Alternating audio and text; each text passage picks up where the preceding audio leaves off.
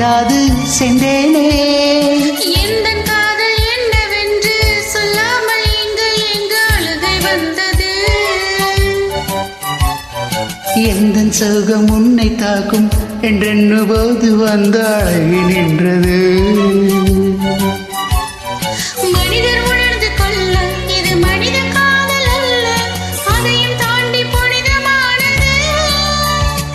அபிராமியே தாலாட்டு சாமியே நான் தானே தெரியுமா?